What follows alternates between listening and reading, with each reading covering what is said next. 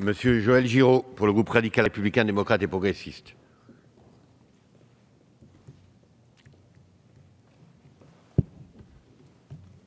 Et pour 2 minutes.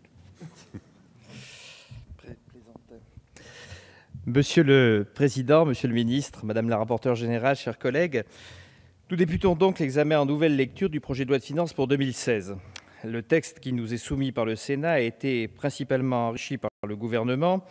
en accord avec les annonces du Président de la République au Congrès de Versailles le 16 novembre, d'importants crédits visant à accélérer l'effort déjà engagé de renforcement des moyens de lutte contre le terrorisme, de sécurisation des frontières et de sécurisation générale de la France. Ces crédits visent principalement à former des effectifs, renforcer la sécurisation des sites, équiper les effectifs notamment en termes d'armement, de munitions, de protection, de moyens technologiques, d'équipements de police technique et scientifique, à accélérer encore la remise à niveau du parc automobile de la police et de la gendarmerie. Le gouvernement annonce 1000 véhicules neufs supplémentaires pour chaque force, à développer les moyens de la vidéoprotection, à accélérer encore la modernisation des systèmes d'information et de communication, à accroître les moyens dédiés au déminage et au risque NBC, à accroître les moyens technologiques de gestion de crise et à développer la coopération internationale en matière de sécurité. D'autres crédits supplémentaires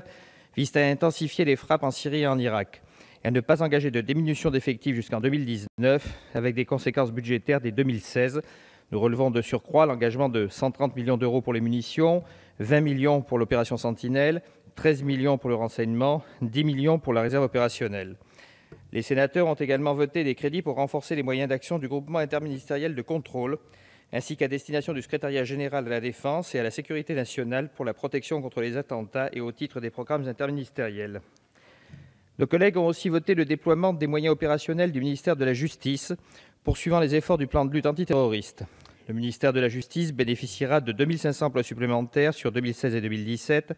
ce qui porte les créations de postes sur le triennal à 5284 et plus de 6100 créations nettes depuis 2012. Ces 2500 emplois seront répartis entre les services judiciaires, l'administration pénitentiaire, la protection judiciaire de la jeunesse et le renforcement des moyens informatiques d'interception judiciaire et la consolidation des applications pénales.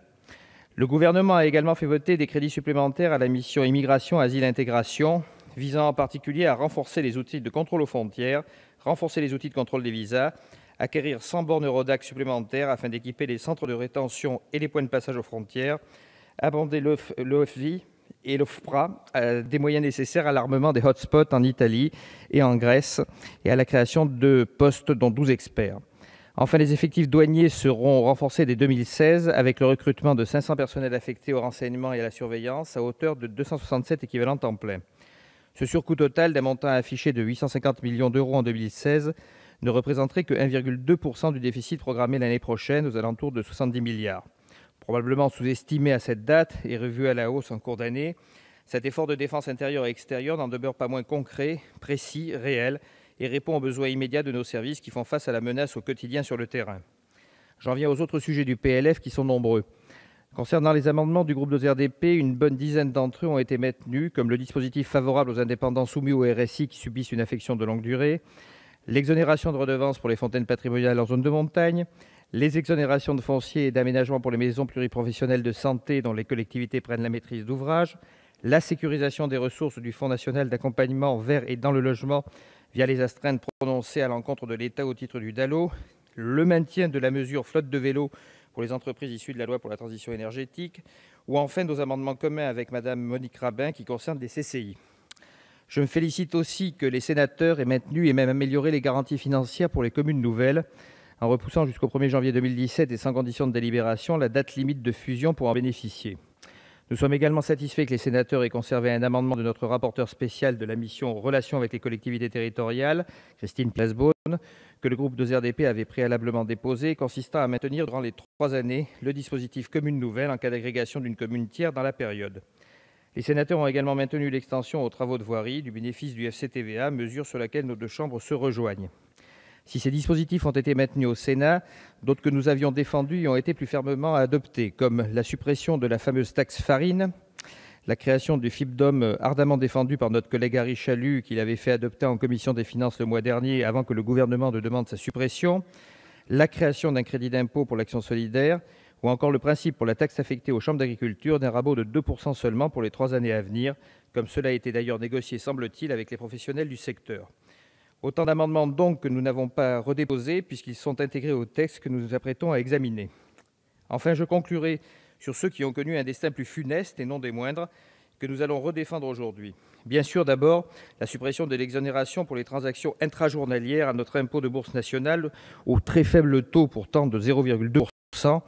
avec la date d'entrée en vigueur au 31 décembre 2016, comme cela avait été âprement négocié avec le gouvernement en séance publique en première lecture. Ensuite, évidemment, l'amendement de nos collègues Jean-Marc Ayrault et Pierre-Alain Muet qui prévoit une réduction automatique de CSG pour les bas salaires en s'inscrivant dans le cadre de la prime d'activité. Nous souhaitons aussi restaurer l'amortissement supplémentaire sur certains achats d'équipements industriels aux poids lourds fonctionnant au gaz naturel et au biométhane carburant pour une durée de 2 ans. Enfin, je termine par la compensation de l'abattement de 30 % de taxes foncières sur les propriétés bâties pour les logements situés dans les quartiers prioritaires de la politique de la ville.